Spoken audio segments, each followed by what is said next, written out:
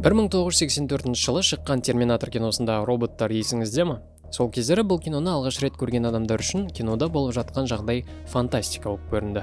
Алайда қазіргі 2022 жылы ол шындыққа әлдеқайда ұқсайды. Өйткені қазір Японияда роботтар адамдарға қызмет етеді, жер шарымыз бойынша Google'ның пилотсыз көліктері карта жасақтауда, адамдардың түрін ажырата алмастай нейросеттер өзгерте алады. Әлем бойынша көптеген үлкен технокорпорациялар жасанды интеллект жасақтауда. Осылар туралы біз осы видеода айтатын боламыз. Сіздерден лайк және подписка, ал бізден жаңа видеолар. Келістік па? Ендеше кеттік.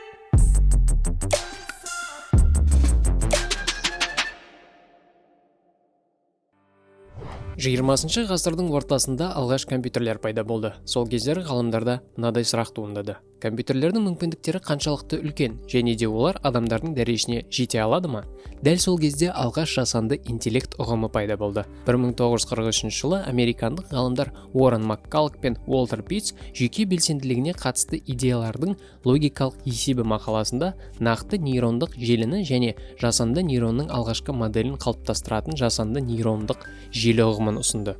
Түсінбей алдыңыз ба? Қысқасы, ғалымдар адамның миының құрылысындағы процестерді компьютерде қайталау мүмкіндіктері туралы айтты. Бұл мақаладан жасанды интеллект жасаудың алғашқы қадамы басылды.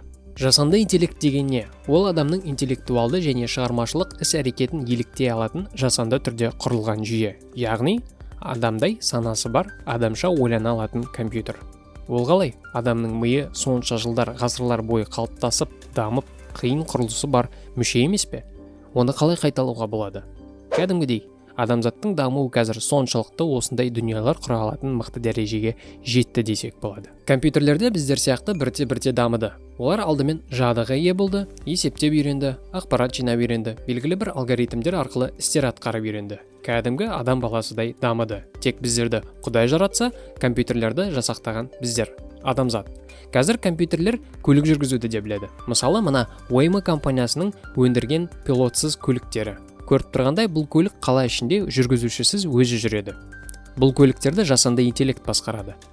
Көлік кузовындағы қосымшалар бұл көлікке айналада не болып жатқанын көрсетіп, аймақты толықтай ескеруге көмектеседі. Қысқасы, көлік айналасын осылай көреді және адамға қарағанда бірден 360 градус бойынша ақпарат алады. Адамға қарағанда бұл көліктердің жол апатына түсу ықтималдығы төмен. Қазіргі таңда оларға кедергі болатын тек жолдағы жүргізуші адамдар. Қызық, иә? Жолда тек осындай көліктер жүрсе, жол апаттары шамамен 90%-ға төмендейді дегенде есептеулер бар. Оған сүйенсек, әрине жақсы болар еді. Оны келер болашақ деп есептейді. Әзірше адамдар бұндай көліктерге отыруға әлі дайын емес. Қорқыныш бар. Ол әрине дұрыс. Мысалы, алғаш лифттер пайда болғанда, сол лифттердің қасында тұрып батырмаларды басып отыратын операторлар болған. Кейін техникалық дамуына байланысты операторларды алып тастаған кезде халық лифттерге өздігінен кіруге бас тартқан екен. Қорқыныш болған. Қазірде пилотсыз көліктермен сондай жағдай болып жатырғаны айқын. Уақытпен ол да шешіледі. Ал Япония елінде көлік жүргізуші компанияларына өз жүретін көлік жасау тым оңай көрінеді ма, білмеймін. Бірақ оларға қазір роботтар қызық сияқты. Японияда жыл сайын өтетін робототехника көрмесіне 2021 жылы ойлап қараңыздар, 637 мекеме қатысқан екен. Олардың ішінде бізге танымал Panasonic, Honda, Toyota бар. Я, достар, Toyota көлік өндірумен қатар роботтармен де айналысады. Мысалы, мына THR-3 роботын қараңыздаршы. Робот-аватар, оператордың әрбір қимылын қайталайтын робот.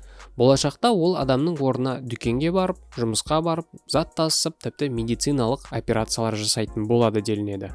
Қазір робот әзірге жүріп үйреніп жүр. Бірақ бұл әрине Toyota болғандықтан тез дамитыны анық. Ал Honda өндіріп жатқан Asimo қазіргі таңда Японияның ең мейірімді және сүйкімді роботы деп саналады екен. Өзінің тіпті жанкүйерлері де бар екен. Ол өз әріптесіне қарағанда жасанды интеллектке ие және негізгі мақсаты болып адамға қызмет ету болып табылады.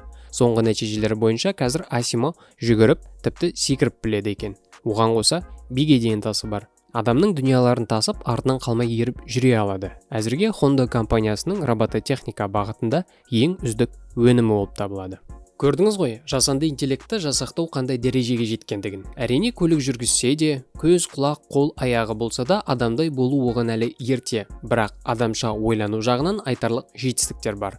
Видеоның басында айтқандай нейрондық желілер арқылы болашақта жасанды интеллектке көп нәрсе үйретуге болады. Қазір нейрондық желілердің не екенін оңай түсіндіріп көрейін. Қысқасы, нейрондық желілер сізге түсінікті болу үшін компьютерлеп айтайықшы. Қазір текстпен жазған нәрсеңізді сурет қылып салып бере алады. Жылғы үстінде отқан астронавт десеңіз, мінекей. Базарда сауда жасап жүрген пандалар десеңіз, мінекей. Қартайған кенгуруны көрдіңіз бе? Мынаны қара.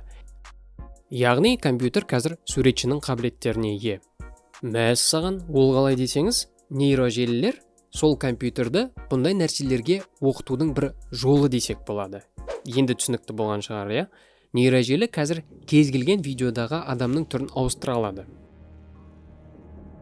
Мысалы, мына видеода Арнольд Шварценеггердің орнына Сильвестр Сталлоненің түрін қойып қойған. Компьютер істеді деп айту қиын, иә? Нейрожелілер тіпті әлемде жоқ адамдардың түрін салып бере алады. Я, достар, бұл адамдар шын өмірде жоқ. Бұларды суреттеген компьютер. Біз шынайы фото-видеоға сену заманынан өттік десек болады. Көріп тұрғандай, адамзат қазір барынша жасанды интеллект жасақтауға тырысып жатыр. Олардың бізге не пайдасы бар? Олар бізден физикалық тұрғыда ақыл еш жағынан мықты болса, бар шаруаларымызды соларға тапсырып қоямыз ба? Оксфордтық математик Ирвин Джон Гуд айтқандай, жасанды интеллект адамның ең соңғы ойлап тапқаны болады. Яғни, әрі қарай енді түсінікті шығар. Қайткенмен де алда не болатыны белгісіз.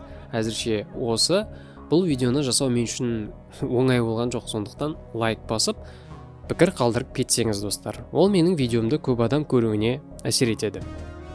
Алдын ала рахмет, келесі видеоларда көріскенше.